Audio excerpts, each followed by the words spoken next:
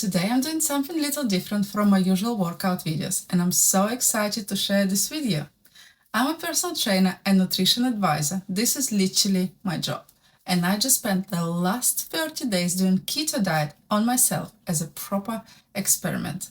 And the results honestly surprised even me. So grab a coffee, or in my case, a black coffee with MCT oil, and let me walk you through everything. The good bits, the hard bits, what I ate, how I felt, all of it. Let's go.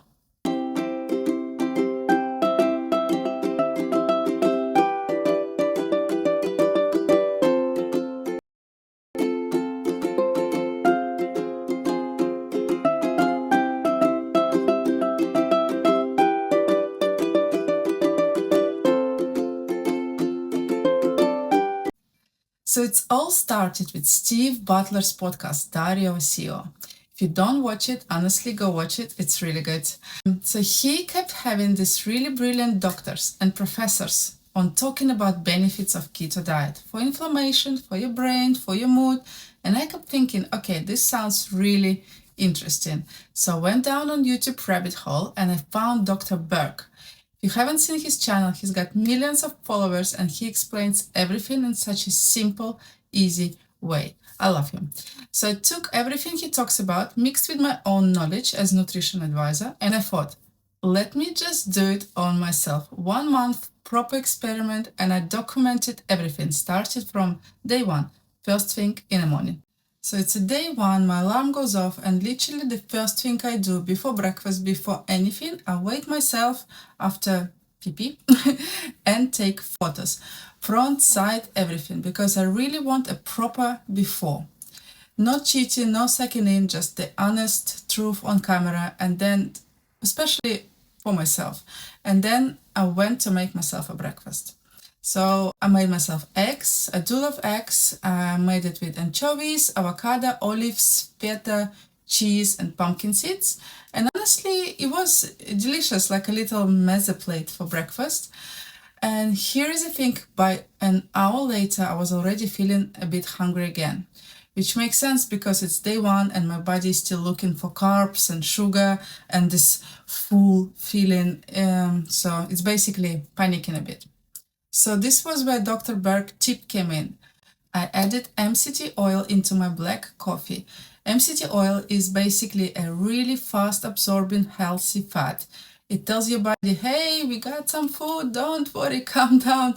And it actually works. The hunger went away and I felt really good going into my workout.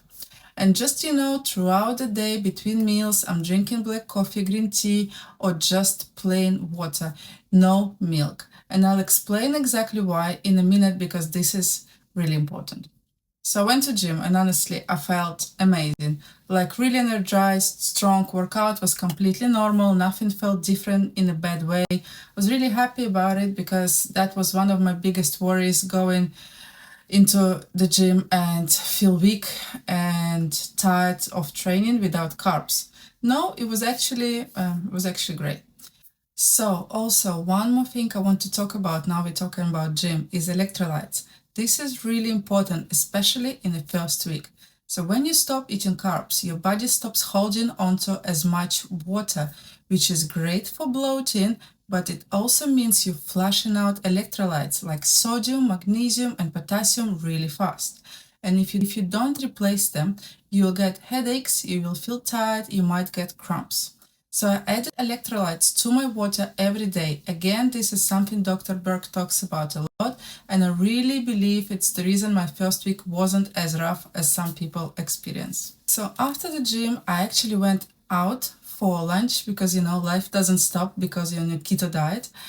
And I was actually really happy because I found the perfect thing on the menu, a chicken omelette from the kids section, which by the way, kids menus are actually quite keto friendly a lot of time.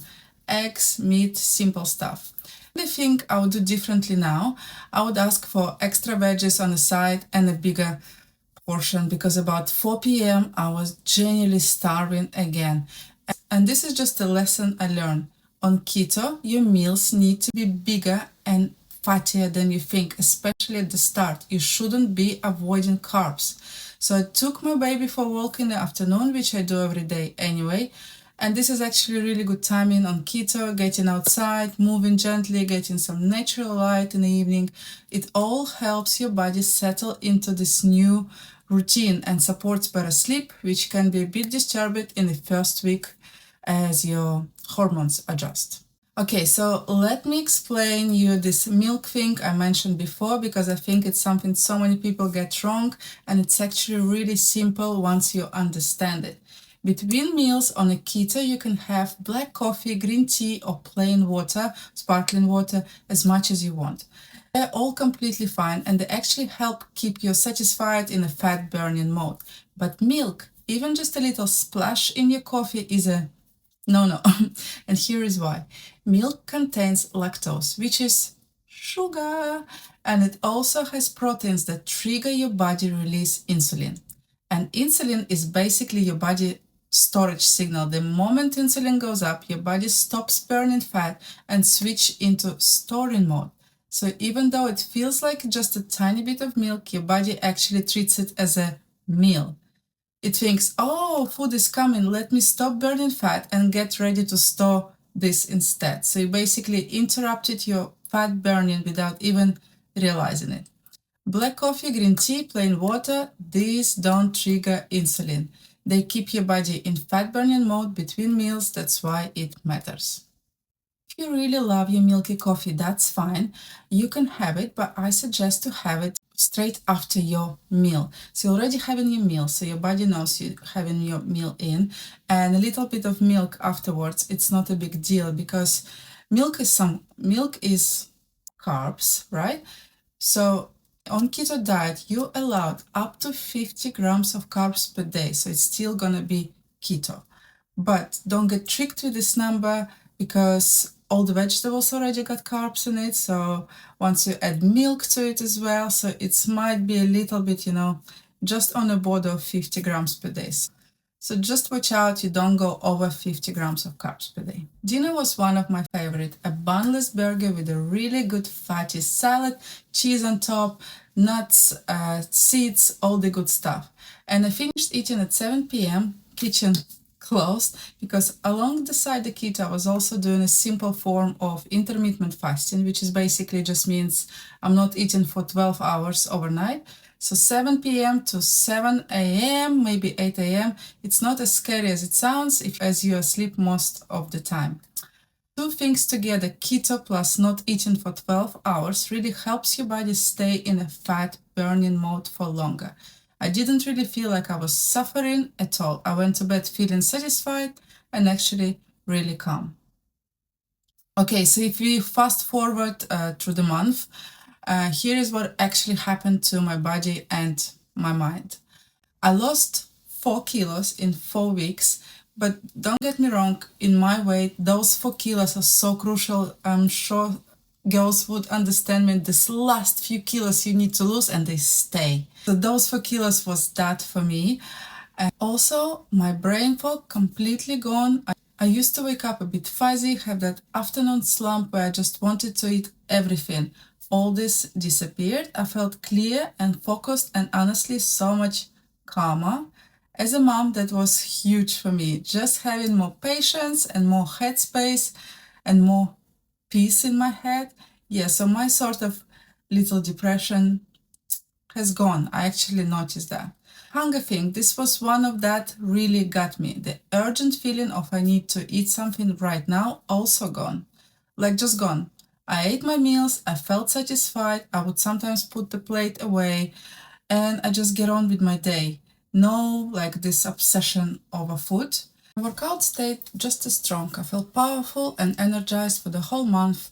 My sleep got better, even I'm still waking up to feed my baby, but I felt more rested for sure, and my body looked less puffy. Before keto diet, in the evening, I would have the bloating belly, and if I actually press on it, I would feel like inflammation was actually painful.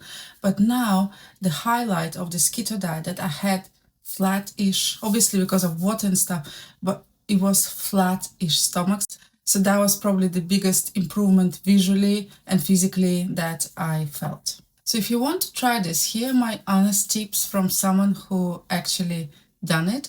The hardest part is being on the go. Supermarkets are basically just bread and sandwiches are everywhere. You got wraps, you got quick carbs everywhere. But you can always find picnic-style keto food, smoked salmon, sliced meat, boiled eggs, avocado, olives, nuts, cheese. You just have to look for it. And don't please fall into this keto marketing trap, those keto snack bars and keto cookies. Just try to avoid them because it's lots of chemicals in it and it's some hidden sugars or sugar replacements, and it's actually worse than real sugar. So keep it natural, keep it like a real wholesome food, home cook as much as you can, and that's probably the whole secret. So that's my 30 days, 4 kilos down, brain clear, no more crashes, sleeping better, and honestly, I just feel really good in myself. I'm continuing to do my keto diet. I am 2 months in now, and I'm a personal trainer, and I was still surprised. So I'm a personal trainer and I was still surprised by how much this worked. If you want to try it, go for it. Give it at least 2 full weeks before you judge it.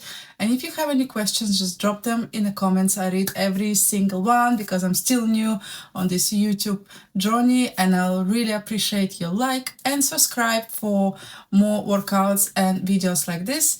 And yeah, thank you so much.